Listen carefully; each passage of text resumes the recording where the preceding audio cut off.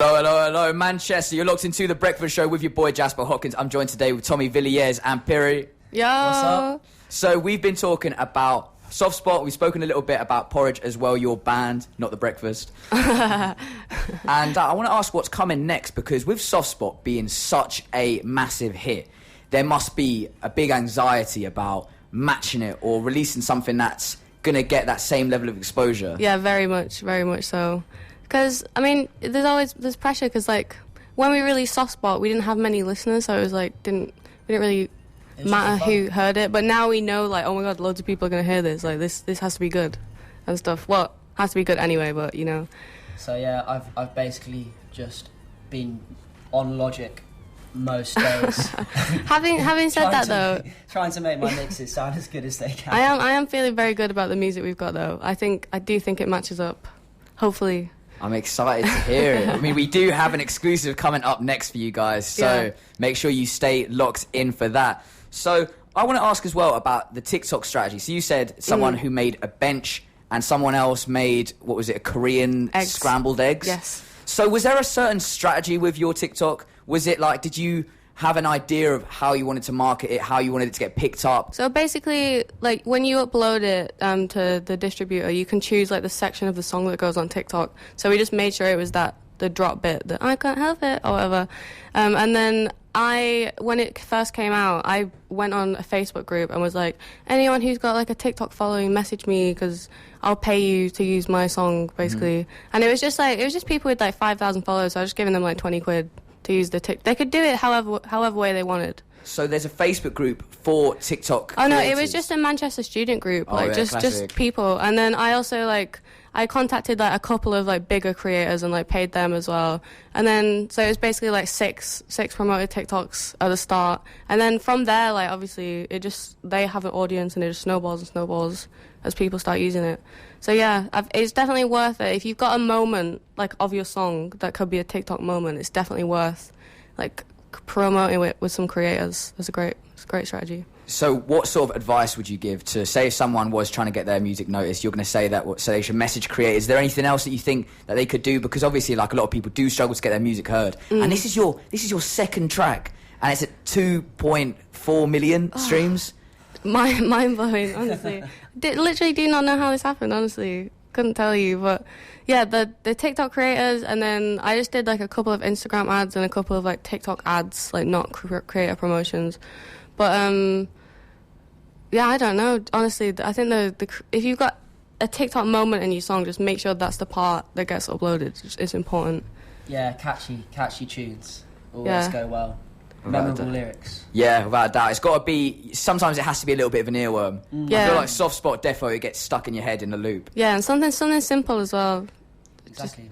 Because the thing is with TikTok, and the reason why earworms are actually a thing, I learned about this recently. So basically the reason why earworms are a thing is because when you only hear a section of a song, what will happen is you'll play it in your head and you can't like finish it. Yeah. So because you don't know what comes next, you play it on an endless loop in your head. So that's why TikTok is so important for getting your music noticed and making your songs blow up. TikTok is doing crazy things for the music industry, for like unknown artists especially, because it's the only platform that like people don't have to follow you. Like it itself puts the videos out to people, and then if they get good interactions, they promote it more. So it's the only way that if you're completely undiscovered, something can just literally blow up like this, like crazy. I've seen some just ridiculous things blow up on TikTok. To be fair, I don't really use it that much. I used to follow this like really cute monkey that used to like open packages.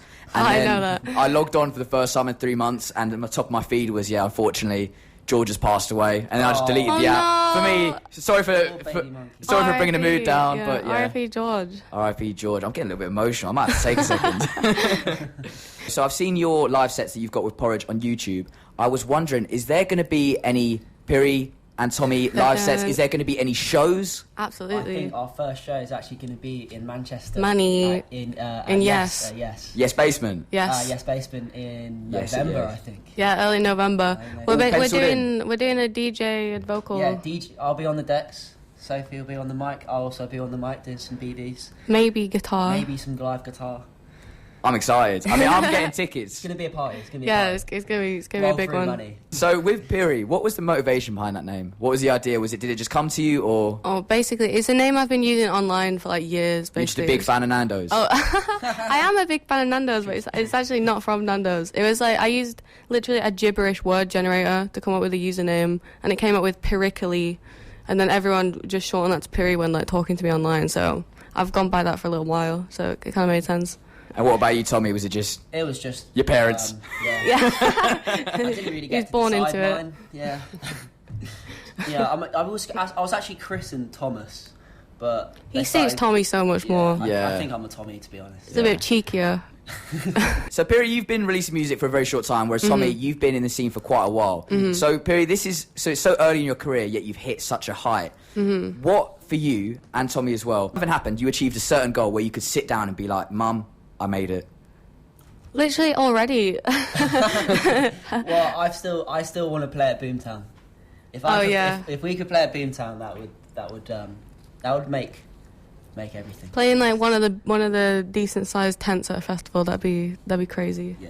And that's definitely achievable. 2022 festival season. I mean, if you guys are doing so well and you have a good follow-up, there's literally no reason why you could not get at Boomtown. Yeah, and if the next, hopefully if our lives like get received well, like our shows, and if the next singles do well. So let's talk about the next single. What's the release date looking like? Is there one in the works? Is it the one I'm about to play? We've got two. It could be one of two, and this one that you're gonna play is one of the options. We're thinking like probably late October for the release. I know it's a while away, sadly, but we're still working on Soft Spot. It's still growing, so we want to give it time. But this one that you're about to play is literally written about a day we went to the beach. That's Yeah, it. Went to Formby. Went to Formby in Liverpool. Made some sandcastles.